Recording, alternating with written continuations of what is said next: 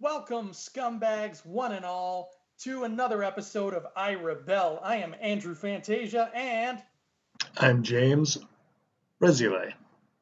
and James Razile. We're recording over Skype today because we are, in essence, kind of ourselves, right? We don't want the wrong people to see We this transition. exactly. Tarkin is coming on us strong. He's got the Inquisitor with him, and we want nothing to do with any of that. No, we do not. And that's a perfect segue right into the first of the three Rebels episodes we're going to talk about today, which is episode 13 of season one. It's called Call to Action. And it starts off, boy, does it ever start off. It starts off with our three main villains that we have sort of gotten to know in the course of this show. So we got the Inquisitor, we got Callus, and we got Minister Tua. And those three villains are paid a visit by a villain we know and love from the films, i.e., Mr. Tarkin. And he chews them up and spits them out. It's a great scene. Talk to me about that scene. That was, I'm not gonna lie, I forgot about this episode. I forgot about it. And I was watching it, I guess last week I started watching it, and I was like, it was awesome. That was it. I always say the villain has to kill one of his own guys. That's how you know a villain is a villain. And I remember watching. That was actually one of my pet peeves with the Spider-Man Homecoming was when Vulture kills his. Spoiler alert!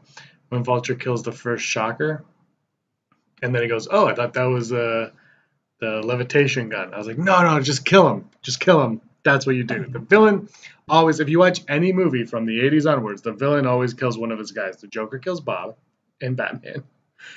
Like the villain always does. And Tarkin just has his little speech, and then the Inquisitor's lightsabers go up, and those two just kick the butt. I was like, yeah, perfect.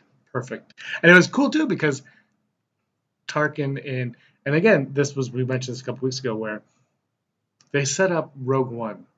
And now with Tarkin coming in strong, they're setting that it's not a big giveaway into Rogue One in any shape or form, but he's there. So when Rogue One comes, if you've watched that, you know that he is the Grand Moff for a reason. Oh, yeah, absolutely. And have you ever seen the movie Mystery Men? Yeah, the song All Star is the music video. The music video for that is for the song All Star Oh, by I didn't Smash know. Mouth. Oh, you don't know it? Ben It's Cook's in only that. Is he in that movie? But he's in the music video. It's Toaster Man. Mystery Men is only one of like 97 movies that came out that year that had All Star as part of the Yeah, soundtrack. but So the music video is actually, if you watch the All Star it's music video, it's actually Mystery Men. Yeah, yeah. that's great. I love that. But that movie's one of my guilty pleasures. I love it. I love it so much. And there's a scene in there that you just reminded me of. A little bit of spoilers. Anybody who hasn't seen this almost 20-year-old movie, but Jeffrey Rush, who plays the villain. This movie's a comedy, by the way. It's very funny. And Jeffrey It's Rush like plays the villain. Yeah, it's like a comedy superhero. dark. It's a little dark. It's dark too. It's Yeah, comic booky. It looks like a Tim Burton Batman, but like a bit more wacky. And Jeffrey Rush plays the villain, and he's got this thick German accent. And they're storming his fortress, and they're fighting off all his goons. And at one point, he's up on this ledge, and one of his men is trying to reach him to get to safety, and he electrocutes the man for no reason at all. And he just looks at the heroes, and he goes, "You see that?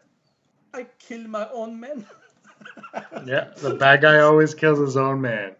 It's a classic stable, and it's actually, I think, to this point, this is the darkest that Rebels has gotten Yeah, up to this yeah. point. It's really Um, kind of giving us a clue of what's to come going forward. yeah, and it's not even like a simple like shooting them in the chest. He decapitates these two men, and on on one side of the coin, it's like it's a cool callback to, I think, episode 5, because those are the two guys who were training Ezra and the other stormtroopers, Yeah, Mr. Grint, and I can't remember the other man's name.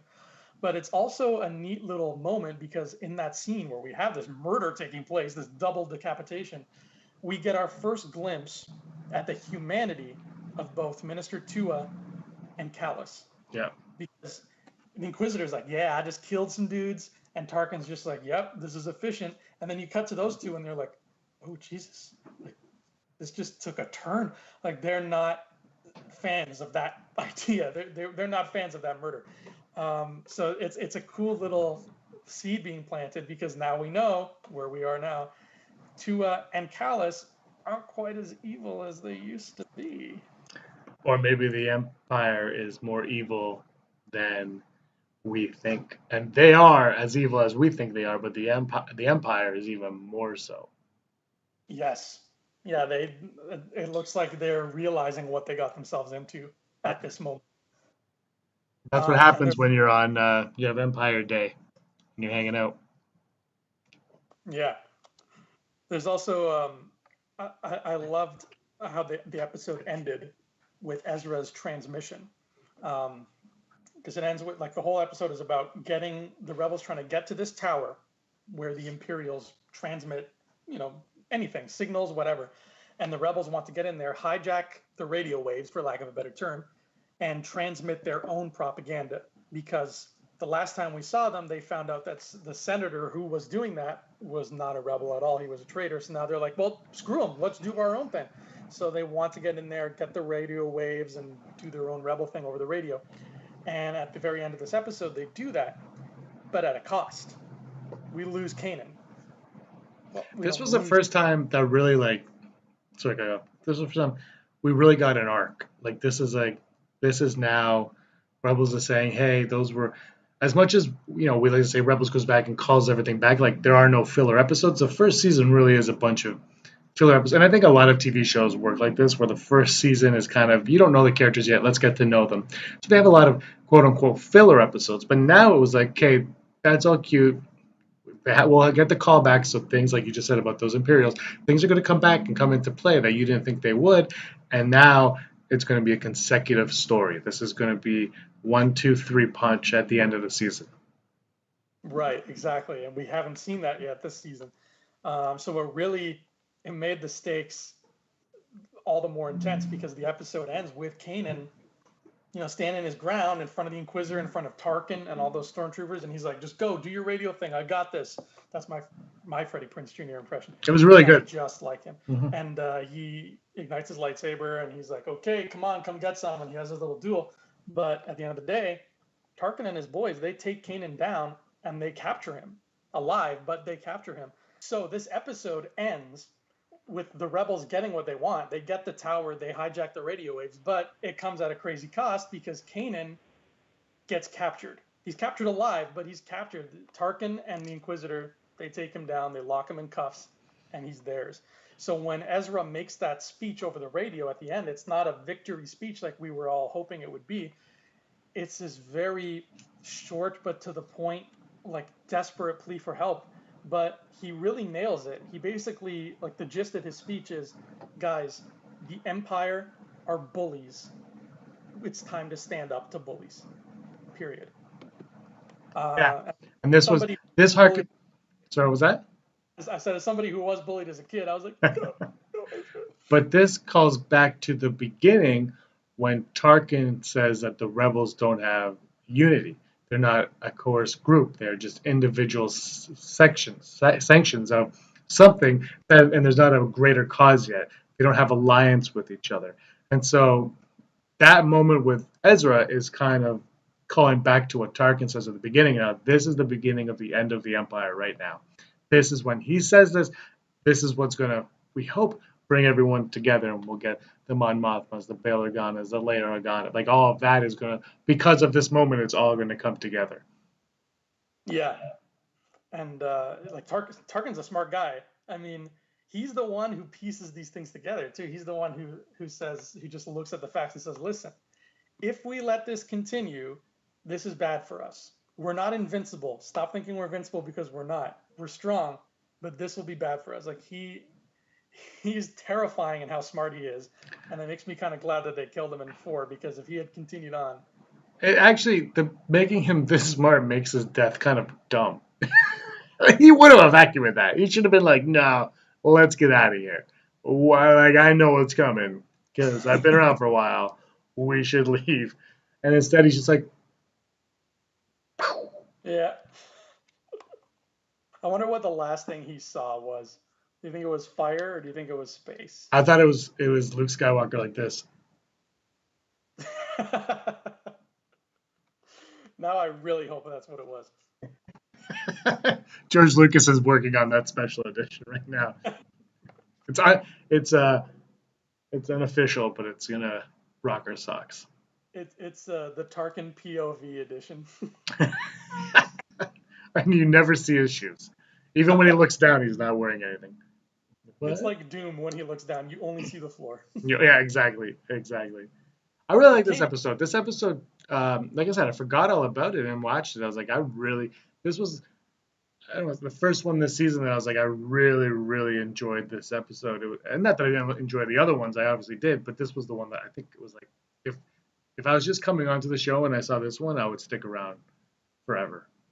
oh yeah, totally. And I forgot a lot about it. And when I was rewatching it, when we got to the end, I was legit like, how is Kanan gonna get out of this situation? And then he gets captured. I'm like, well, yeah, he doesn't. This is we're at the big boys table now. And that leads us right into the next episode, episode 14, which is called Rebel Resolve. Not a fan of the episode 1 titles, if I'm being completely honest. A lot of them are very basic. In episode 2, they get a lot more creative and colorful, but the titles in season 1 are I'm not a fan, but that's okay. Actually, the last one that we just talked about had a really bad title. Yeah, it was called Call to Action. Yeah, really. Like when that's why I'm like, can I skip this one? And I put it on. I was like, wait, it starts off so good. I was like, well, this needs a new title immediately. Yeah, thankfully they fixed their title situation. Yeah. So Rebel Resolve picks up right away, and this is a very bleak episode too. This is basically the Ghost crew dealing with the fact that Kanan is gone, and Hera gets on the phone with Fulcrum, and she's like, "This is what happened," and Fulcrum says, "Don't go after Kanan. Don't risk yourselves. The alliance is more important. Don't go after him." And Fulcrum's trying to become a character now. Yeah, Fulcrum is like we see the hologram, we see the Yeah. hood. From which is actually who Snoke is talking to in that Lego thing they talked about on this week's Flying Casual. The Last Jedi Snoke needs some help, and he Yeah, calls up. he calls Fulcrum. Yeah. Fulcrum's just like Ahsoka has set up a like a. Well, we don't know that yet. I mean, Bale. I mean, Wicket has set up a 1-800 number, and it's just helpline all the time, all day long. So the Fulcrum conversation ends with Fulcrum saying, "Hera, don't go after the man you love. You have to, just stay and do your thing for the rebellion. Like he's gone." And the animators, I made a note of pointing out they outdid themselves with just the facial acting on Hera. Whether or not she's speaking, you can see how much it hurts her to listen to this order that Fulcrum gives and how angry she is when the crew disobeys her orders and goes after him anyway, but at the same time also how proud she is of Ezra's resolve and how he takes this matter into his own hands, and that's all through her face. Like you can just look at Hera's face in this episode without even the actress needing to do anything, and you can tell exactly what's going on. So kudos to those animators, man. But yeah, she gets told, "Don't go after Kanan. He's done." But of course, Ezra's like, "Nah, B." He actually says that. I'm quoting the episode. He says, "Nah, B, I'm going," and he takes off, and him and the rest of the crew go to help Kanan, and we get a really cool little peek into Chopper's soul, because this is the first time in the whole series that we get a sense that Chopper actually does care about his teammates, because he's sitting in Kanan's room just sadly beeping and looking around, and it's empty, and Ezra walks in and says, "I know, I miss him too." And that got me like right in the feels. That was such a beautiful moment.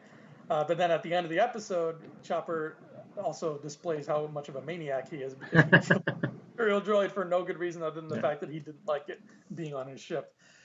So again, like Chopper is he's so unpredictable. He's like the Joker of droids. He really is. Chopper's like the friend that every group of friends has, where you're kind of embarrassed by him, but he steps up when you don't step up, and you can tell deep down he actually cares about you.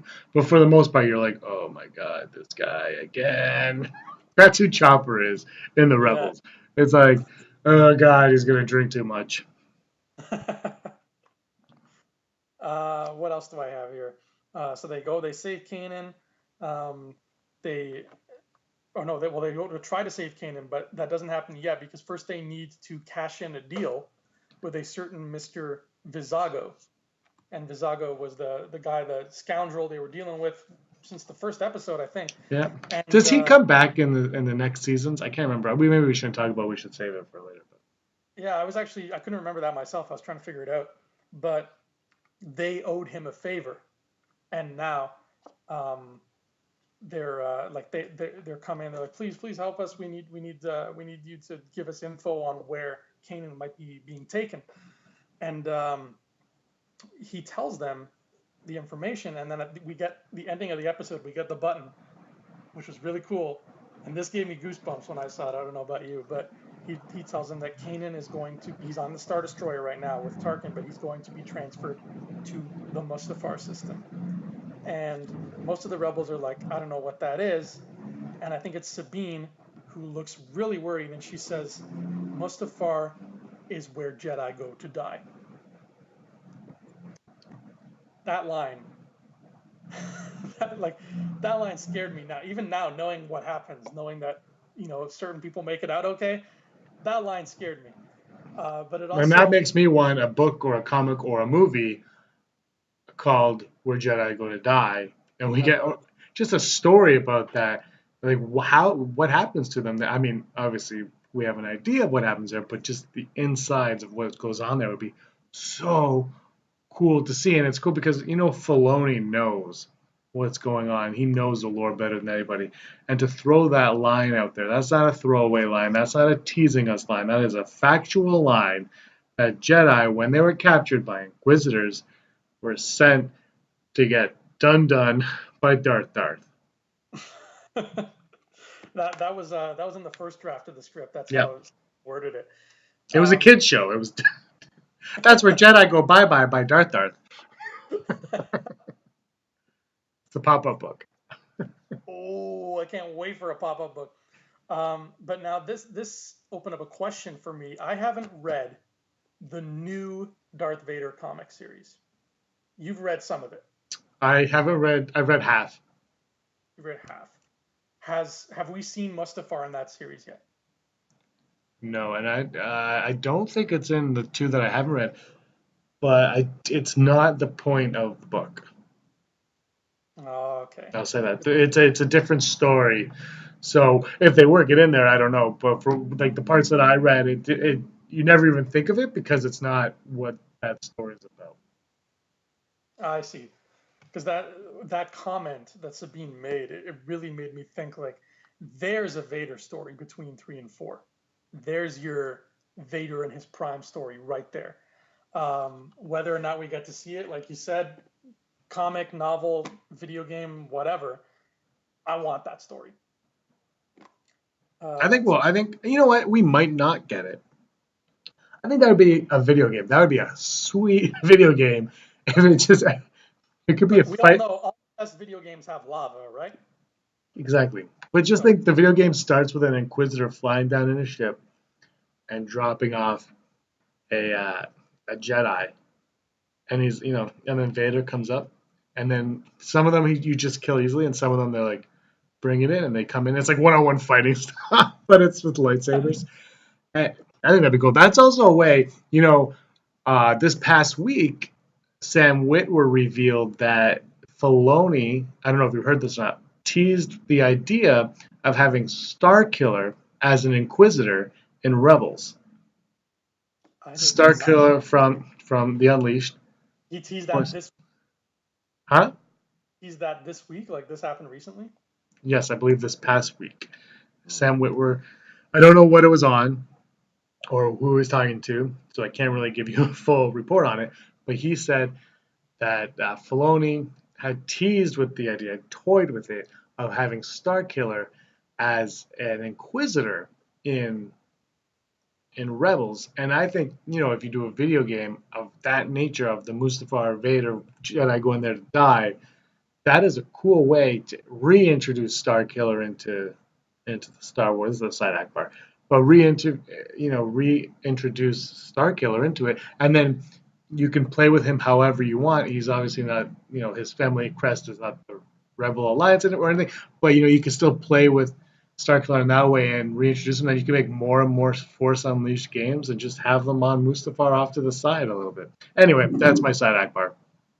That would be a cool way to bring that into focus again. I've gone on record before saying I'm not a fan of Star Killer. I like that game, Force Unleashed, the first one, but I never liked the idea of somebody being just some random guy who's powerful enough to kill Vader and the Emperor. Like it just doesn't sit well with me. Um, Well, now but he couldn't because of he can't in canon. So yeah, it could be like Vader could sense something in him that he likes, and he's like, "I'll give you a choice." And then, and they could still have a cool epic battle at the beginning, and then he has a choice, and then blah blah blah blah blah blah. And then he could even, from there become an Inquisitor in video game form, which I think Star Killer should live in video game form anyway. But then he could be an Inquisitor just for video games, and you go off on a side story. This is total side act, but a side story from Rebels and everything, and he's on this side of the galaxy, and Rebels is on this side, and he's doing his thing anyway. Whatever. oh, that works. That absolutely works. We shall have to wait and see. But yeah, It's Mustafar, never gonna happen. get Dave Filoni on the line. He'll guest star next week. I have the hat. He should call me because I have the hat. See, come on, Dave. Hat brothers. But Mustafar is apparently where Jedi go to die. But that's all we know as of yet. And then speaking of Mustafar and lava, segue because the next episode is called Fire Across the Galaxy. Episode 15. Fire Across the Galaxy, and it also happens to be the season finale of season 1 of Rebels. So a lot happens in this episode. It's the finale. We get a lot of crazy stuff thrown at us. I think what I have written down here as my biggest question to take away from this, maybe it was answered already, but what did the Inquisitor mean when he said there are far worse things than death?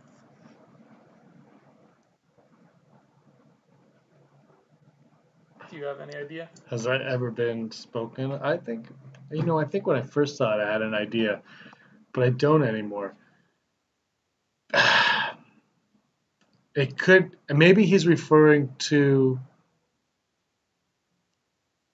I don't know, the Emperor might have something planned. Mustafar might be worse than death. Maybe Jedi don't actually go to Mustafar to die. Maybe they go there to be tortured in ways that only Vader knows how to torture, or something to that respect. I'm not too sure. Do you have any idea? I didn't before, but when you said that, it made me think, okay, if there's an answer to this question, it would make sense for that answer to be in Rebels, ideally. Yeah. So what if Rebels season 4, at some point near the end of it all, we see Mustafar. We see exactly why Jedi go there to die, and we see this torture firsthand. I mean, we have to lose Kanan and Ezra somehow, right? I mean, I hate to say it. I'm totally with you on that, except like that's a long callback. That's 3 season gap in between for a callback to what they said. And now I feel like I have no idea, obviously, but has Rebels gone too far? Have they strayed too far from that idea? I think it would be amazing if that's how you get rid of them, but then is that also a little too dark and morbid for Rebels? Like Rebels has never hit, even though we just talked about that last episode or 2 episodes ago, where Tarkin has the men killed. It's still not as dark as our 2 heroes that we watched for 4 years get taken to a lava planet and then sliced down. You know what I mean? Like, it would be awesome, and I'm curious to see how the series can end open-ended, where they're like, you two come with me, we're going to Mustafar, and you see a ship fly off and you never know what happens to them. That I can see. Like that idea is great. I'm totally on board with that. I just don't know if they're going to call back to 4 seasons ago for the ending of Rebels. It would be a great move if they did, because like we say, there's nothing as filler in Rebels, and that would be the ultimate non-filler callback ever. Yeah, and it would be like, it doesn't even necessarily need to be presented as a callback either. Like they don't have to like have somebody point out, oh, so this is what the Inquisitor meant. Like it can totally just be the subtle thing that we see happen, and then us, the viewer, can look back and be like, you know what, what happened to Kanan just now was worse than death. That sounds like that would be what the Inquisitor is talking about. Is Vader coming back in season? Is Vader coming back in season 4? Was he in that trailer? I don't remember seeing him in the trailer, but I heard we might see him again. Yeah, It's kind if Vader comes back, either he's with Tarkin and the Imperials separate from the Rebels, or Kanan or Ezra or both are Gonzo. Like he can't yeah, come back again and really. not finish them off. It's either he's separate from the Rebels story, and he just happens to be there because that would make complete sense also. But also, why would you put that in there just to toy with everybody? Because he's such a powerful figure. Or he comes back and he ends it, and everyone just gets taken out by it, and that's the only way I can see him. But we'll talk about that later, obviously. But it would be cool to see if that was the ending, if they just on a ship to Mustafar, and that's how their story ended. Well, remember in this episode and the previous one, we see Kanan being tortured by Tarkin and the Inquisitor. Like they're fully they got him like stripped to a rack and everything. So we could have something very similar happen on Mustafar. Vader might be, or somebody would be doing something to Kanan, and it's just like Kanan is just overwhelmed. He's screaming, blah blah blah, and then we cut to the rest of the rebels trying to save him. Ezra gets to him, and when Ezra gets to him, Kanan like kind of crumples into his arms and is like, "I can't go on," and basically dies in his arms. So we get a big dramatic moment, but we don't have to necessarily see a lot of like heavy dark stuff. Like it's just somebody's in a lot of pain, and then next time you see them, it's like that pain got the better of them. And I think that's something that a kid can process no problem. So we might get something like that. I think kids can process more than a lot of people do. Like Oh, the '80s, man. We watched crazy stuff in the '80s. Like I watch things now. I'm like, I like that was okay for kids to watch. You know, like I watched. I mean, Temple of Doom that ripped out hearts. Like it's like, and you're just a kid and you're watching it. And you just accept it, and you're like, oh, that's fantasy. It's not a big deal. Like exactly. The guy Don Bluth, the guy who made like American Tail and The Secret of Nim and all those movies, he said there's a quote from him where he says, "Kids can handle anything you throw at them as long as there's a happy ending." So you're right. Give them more credit. Um, so that means here's a question for you. This is a worst side act forever because we should be talking about this next season or 2 seasons from now. But Rogue One, apparently the events of Rogue One happened at the midway mark of season 4. So my question to you now is: we know Hera is in Rogue One, we know Chopper is in Rogue One. Where is Kanan in Rogue One, and where is Ezra in Rogue One? Are they going to bite it early? Are they going to be somewhere else? Where are they during Rogue One? and Zeb. Zeb, I'm not too concerned with because he could be on the base. But you have 2 Jedi running around during the events of Rogue One. You're right. This is they're running around. Bale only acknowledges Obi-Wan. He's like, I'll give it to my Jedi friend. I mean, there's 2 other Jedi running around. Why not give it to the ones that are active in the rebellion almost? And so, could they, like, where are they at that time? Yeah, that's the puzzler. Like they would have to be somewhere far, somewhere outer rim, somewhere doing something, maybe dealing with Thrawn, because Thrawn is not, involved in Scarif. He's not involved in the Yeah. Death Star. Maybe dealing with him, and um, maybe they have just separated themselves from the Alliance for some reason. Like the writers have a tricky situation because you're right. They gotta give Bale a reason to immediately think of Obi-Wan as opposed to these 2 guys who he's been seeing on a regular basis. Maybe because they're too close to the war and everyone's far removed for it. That could be Maybe, your reason for it. But yeah, I'm really curious to see where, like, we know Chopper's there, we know Hera's there. Like Sabine and Zeb, I can buy whatever they want to tell me. It's the other 2 because they are Jedi.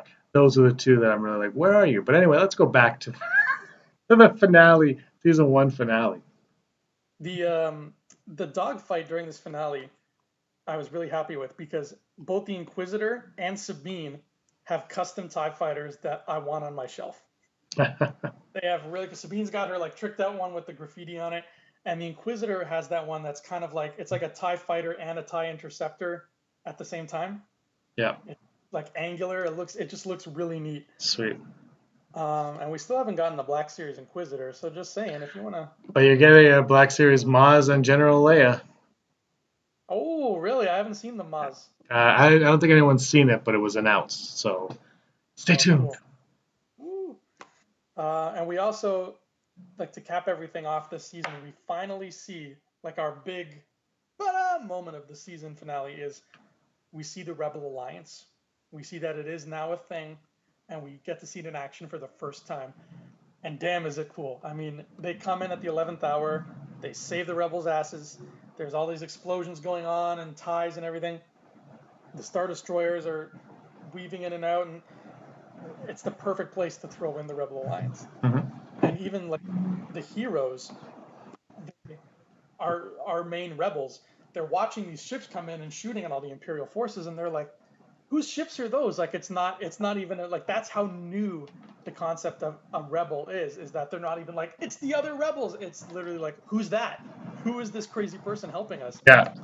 So I loved that reaction from them when Ezra was basically like, oh my god, who's this now? Like, should we be worried? Yeah, it's funny Uh, because it was something that I never really thought of. And yeah, like I just always just kind of thought that the Rebel Alliance was the Rebel Alliance, and it was always a thing, and now we got to see it form and become obviously what I knew it was. right. And it's like the baby steps, like this whole season, and even ones going forward, are baby steps towards what we're going to see in A New Hope. But it's great to see that take shape. And at the end of the day, at the end of Fire Across the Galaxy, we get marched into the cockpit of this rebel ship, and there are all these rebel troopers there with their rifles, and the crew walks by them, and it's this cool moment. It's like, oh, look at all the rebel troopers! They're like, this is hardcore. Who are they meeting with? And they get to the cockpit, and it's Fulcrum waiting for them. And who is Fulcrum? Jar Jar Binks. Mr. Fulcrum. That'd be awesome. It was yeah. Did you have any idea it was going to be Ahsoka? I was kind of bidding between her and Obi-Wan, but I'm glad it was Ahsoka Oh, because if it was Obi-Wan, that would have been, I think, too much. yeah, he needs to come in when he comes in. Um, but I'm glad we. I mean, it's a perfect way to do it, and I don't think I've ever seen this happen before in cartoons where you have a sequel cartoon where one character carries over into another. Has that ever happened? It must, but I can't think of any. Launchpad McQuack. You're right. Launchpad McQuack. First, he drives around Uncle Scrooge, and then he helps out Darkwing Duck. And the coolest plane of all time. Yeah, it's shaped like a duck's face. Yeah, you can't beat that. DuckTales. Woo! Can you imagine driving around in a plane shaped like a person's face? Yep. Brandon, that's what Sheev's ship looks like in, oh my and you god. haven't seen it yet, but in New Canon it's just a giant Sheev head.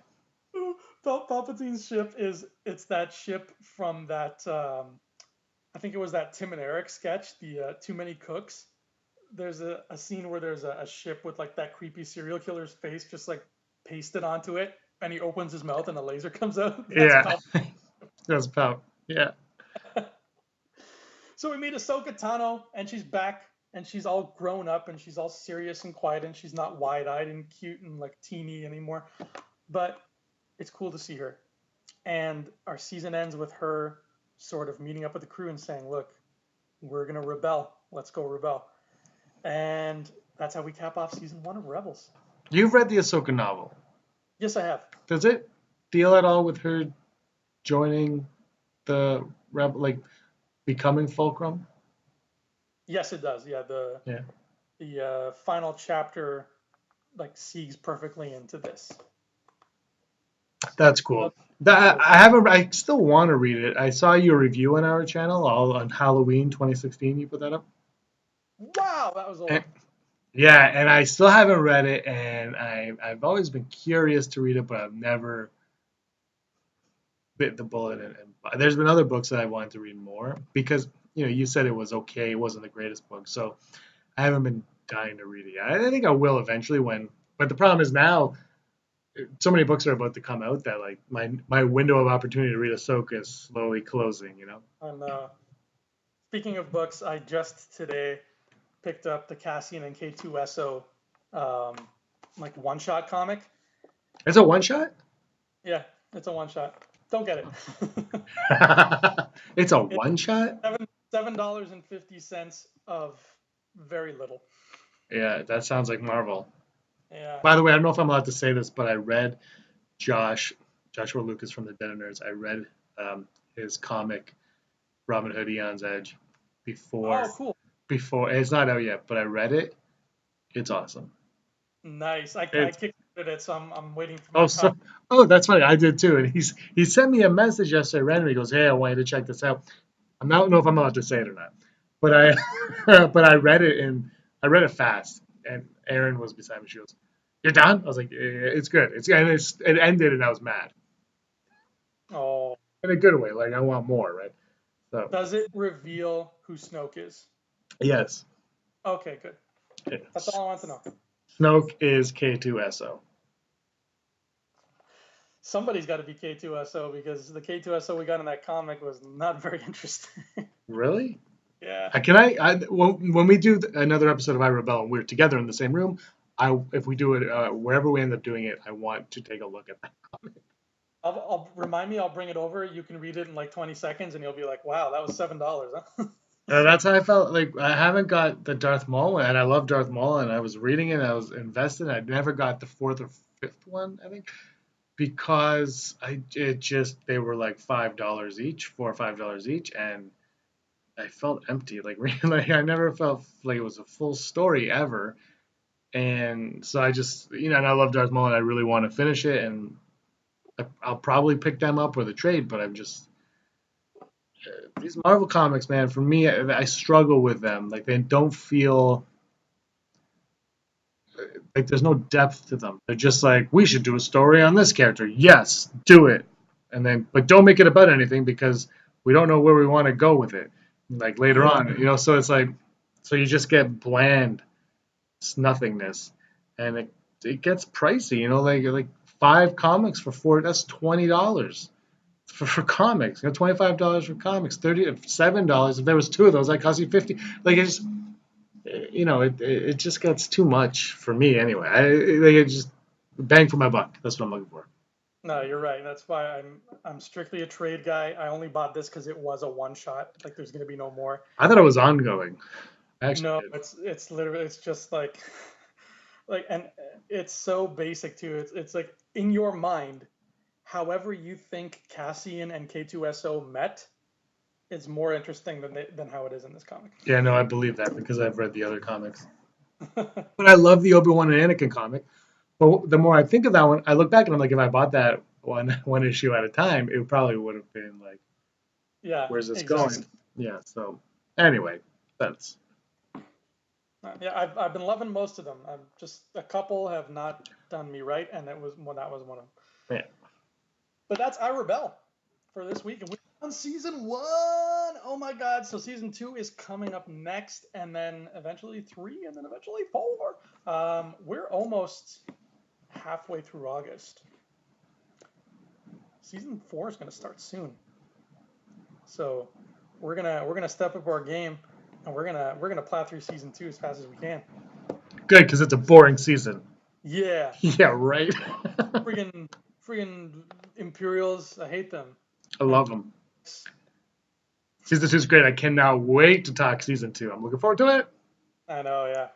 All right, James. Well, thank you very much for joining me here on iRebel. And thank you, scumbags, for watching, commenting, subscribing, liking, disliking, stalking, whatever it is you're doing. Thank you for doing it.